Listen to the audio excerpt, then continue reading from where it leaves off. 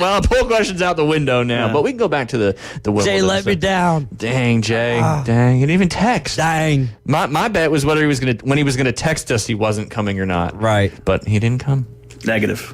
He did say maybe, and maybe in J World is no. One segment left on this Tuesday. We appreciate you hanging out with us here on the Inside Drive. We'll be right back. ESPN Northwest Florida, available on all your devices. Keep connected.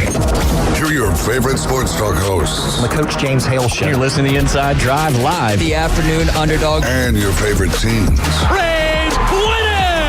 We're live on the app. Tune in, Alexa, ESPNPC.com, Facebook, YouTube, and in your car at 101.9 and 104.3. Wherever you go, there we are. ESPN Northwest Florida. You owe the IRS back taxes, and dealing with the IRS stresses you out. Fortunately, IRS Problem Relief can help you resolve back taxes and represent you to the IRS so you don't have to face them alone. Last year, IRS Problem Relief saved clients drowning in tax debt. And IRS Problem Relief is a local company right here in Panama City, not some 800 number where you can never talk to the same person twice.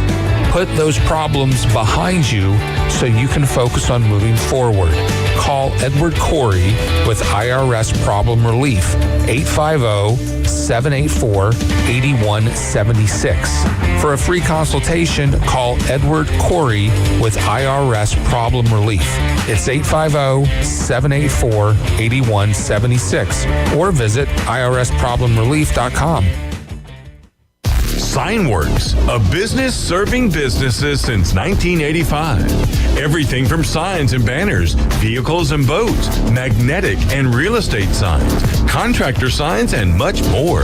Signworks can do large format, full color printing too. Signworks, a real professional in the business world. Call Signworks at 785-8899. Signworks, 850-785-8899. Welcome to the Inside Drive, the next big thing. It's a big, huge, giant deal. Sports betting, huge reactions, your calls and real-time coverage of the stories you're following. Broadcasting from the Bill Kramer Chevrolet Buick GMC and Kramer Marine Outdoor Studios on ESPN Northwest Florida. There will come a payday. Hallelujah, what a payday. And we are back. You're listening to the Inside Drive on this, on and off rainy but beautifully warm and internetless. But we're back now. I don't even know if we're streaming, but if you are, you can check us out. We there. are. All right, there you go. For one segment, it'll be a good time. Still Tuesday, right? Still Tuesday. There we Doesn't go. feel like it. Feels like it's another day after this morning. But you are listening to the Inside Drive. We appreciate you tuning in, and we got some football on this afternoon and tonight. Bill, you had something about some football, didn't you? Yes. So I was going to say, it's actually for tomorrow's match, Ooh. which I thought it was a good little story because apparently for the semifinal for England's Euro 2024 against the Netherlands, the ref that is going to be in charge of the match was accused and convicted of bribery years upon years ago. Man. So you have some of the players already before the match calling out, being like, hey, what are we doing, UEFA, getting this guy back on the pitch? And especially in a semifinal game. Right? That's wild. But guess how much, according to the article, this guy bribed? Guess what he took for a bribe? This is either... $325. Yeah, I feel like you're throwing something low out there for sure. $325 for fixing a match. Man, they must not pay those refs very good over there in the Either UEFA. that, Well, this was back in the day, this is though, years right? ago. Yeah. Okay, so it but probably was still, something, yeah. Like, don't you think if you're a referee... If in this was any American sports, he would have never reffed again. Yeah. But it was the same thing. Was it what was his face for NBA? Sam Donaghy. Yeah, Donaghy, yeah, right? which Yeah. is a great Netflix, by the way. yes, no, it is. or is it? I think it is a It's- Netflix. It's one of those. Might be a 30 for 30. 30 might be for an 30, 60. yeah. I don't know, but Okay. it's a good one. It's I a get good that. one. That's on my... We got a little more than $325 though. I can tell you that much. But yeah, ooh, Gujara. yeah. But like, Fun fact. that's how much you were taking to like risk your career or whatever. Well, apparently, Like, maybe because the amount was so low that they reinstated him, or be. however whatever it is. It's like, oh, you cheated for a little bit of money. You're good to go.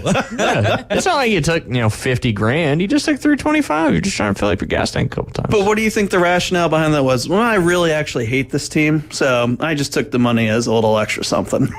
Someone posted a sign in California that if you're stealing under like $9,000 or $10,000, like Yeah, I saw that's outside of some department stores. Yeah. Please feel free to steal less than $1,000, and we will not persecute you. there you go.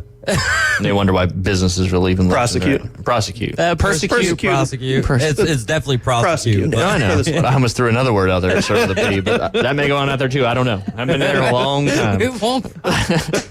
Anyway, you know how we were talking yesterday about you were talking about going to a football game and all that. Oh, yeah. Well, ironically, and I hadn't watched this one before, and I've come across it many times, and it's the Netflix, The Final, The Attack on Wembley. Have you seen that one, David? Mm-mm. So it goes back, ironically, to the last Euros championship, which was actually in 2021. There we go. Yeah. This is why yesterday I was like, yeah, it's every year, because that was the COVID. The COVID year pushed where it back. Yep.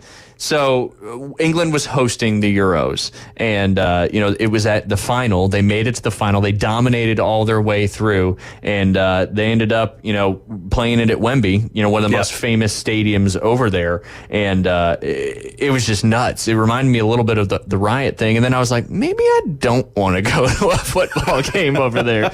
But again, this was, England's. They've faced so many different, just losses that were brutal.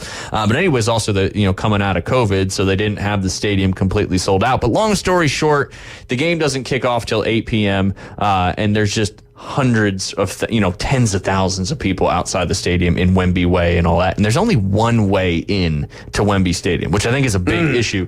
But anyway, these people are drinking, partying. It's the biggest day in the history of their country when it comes to football. And they start getting closer to the game. People are going in, they're getting ready. And then just all these people storm the stadium, push over all the guards, all that. And they all break into the stadium. But they're still warming up for the game. I'm waiting for some catastrophic thing to happen. It's like, but wait, I think I remember watching this game. So the stadium just gets packed out. The security people, they were trying to keep people out, and then just let them in. It's safer. And so the stadium's full of people, and they kind of document a few people's different stories. But I thought it was just going to end with just pure chaos, like the riot did and all that stuff. But because they ended up losing that game in PKs so tragically, I think everybody was just so sad and disappointed after the game that they all kind of just left. But they destroyed, outside the stadium leading up to it. But no, everybody realized it's like, oh, we got in. 'Cause think about it that way too. X number of tickets for sale, even though the stadium wasn't at capacity because of all those COVID rules back in the day. Yep. And then at the end of it, just to see your team go down, because you're there at the precipice, right? Think about it. If you're a fan and you get to go to, PKs for football, you get to see the shootout, which I always laugh, for hockey. Shootout is one of the most intense, but since it's not in the playoffs, it just kind of washes out. It does. So I think PKs, though, for that being able to decide a final is one of the most wild pieces of sports. Absolutely. To decide a champion. Yeah. I mean, and they scored 2 minutes into that game, so they were going nuts. I mean, they were going nuts, and then of course Italy tied it later on, and then ended up winning in PKs, where England was actually up, and then they missed. They had these new young guys, and they were why are these guys kicking? And the one guy hit the post and missed, and then the last two guys both got stopped by the keeper. Yep. So Italy went on to win the 2020. It was technically the 2020 Euros, but they played it in 2021.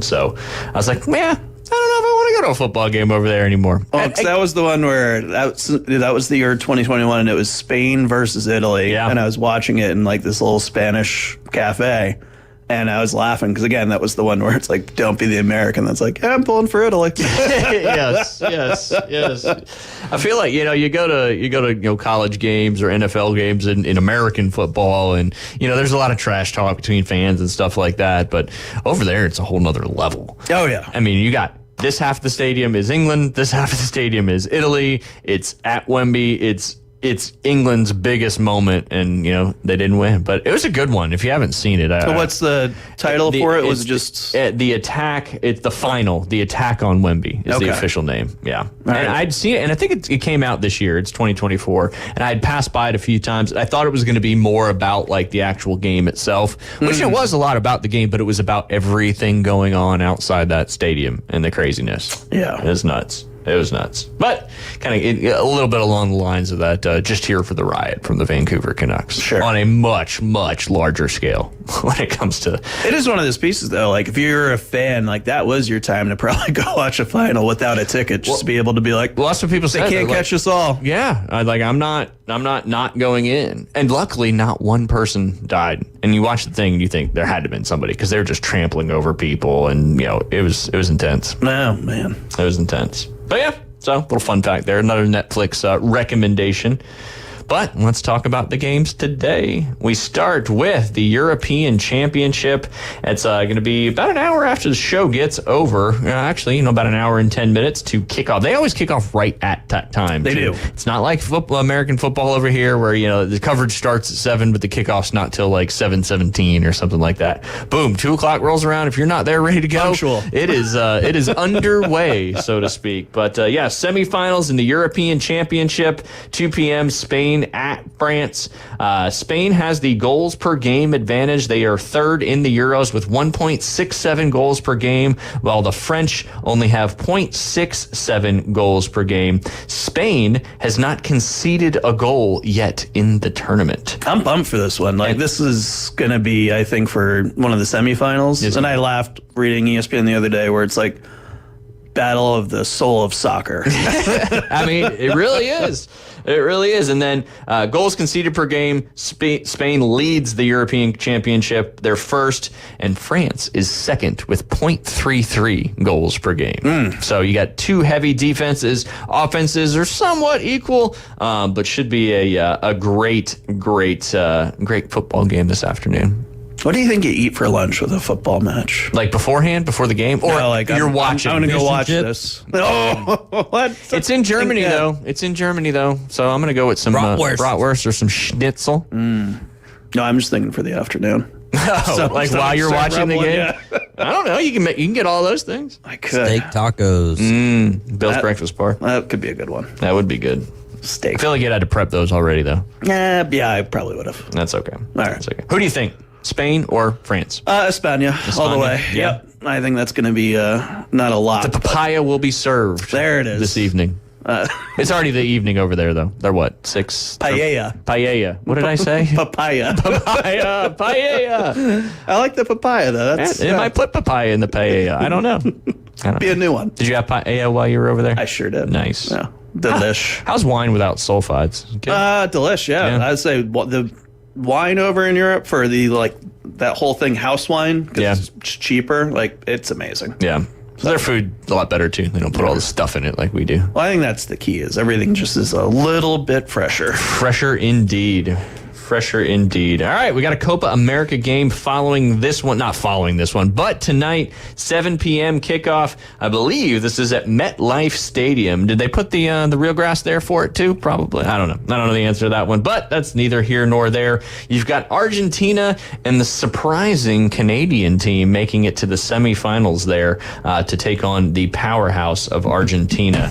7 p.m. kickoff. Currently, Argentina 1.67 goals per game. That's 5th in Copa America. Remember, not as many teams in Copa America. And then Canada is 0.33 goals per game, which ranks them 11th.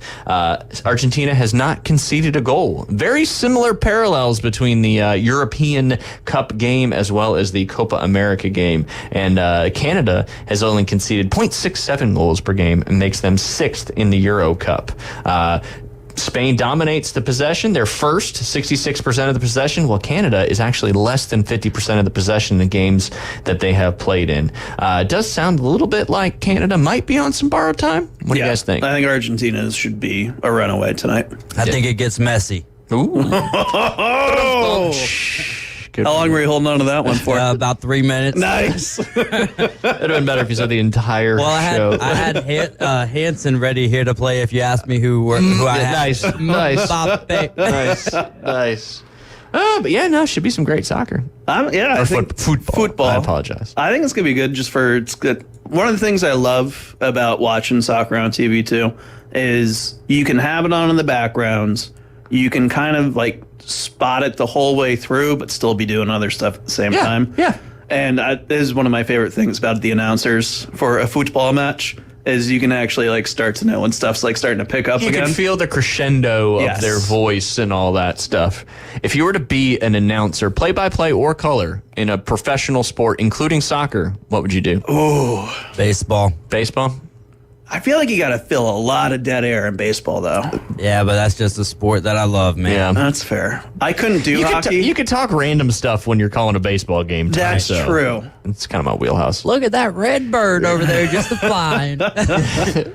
I think I'd actually like NFL football. Yeah? I would. Yeah, I'd love to do. Play-by-play or color? Ooh, high school football. Yeah, D. Hayes already got that one on his bucket list. Check. I go color. Yeah? Yeah. Yeah. The analysis. Yep. There you go. Because I think for play-by-play, like you have to have your timing. I could see you being an excellent. You have to have the right crescendo and Yes. timing and all that stuff. David does a fantastic job calling Mosley football. It's a lot of fun to listen to. I would say color is tougher than play-by-play because play-by-play You're you can kinda reporting what's happening. Just, yeah, exactly. Color, you got to be. Color, you just got to do your homework and have Yeah. some fun stories and like do some interviews throughout the week. Like think about it. If you're an NFL commentator, like I think if you do your homework the week leading up to it, like you should have some good material the whole way through. You would think. The only thing that it's almost like you have to have been a former football player or coach That's a good to point. be a color guy because you have to know the ins and outs of the game.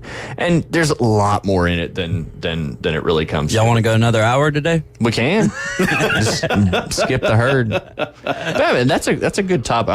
We're gonna kick that one tomorrow because I want to dive into that one a little bit more because that could be pretty fun. No, it'd be But good. hey, we appreciate you hanging out with us on the radio today. 104.3 in Panama City. Afternoon Underdogs coming up at 4 p.m. We'll see you guys tomorrow.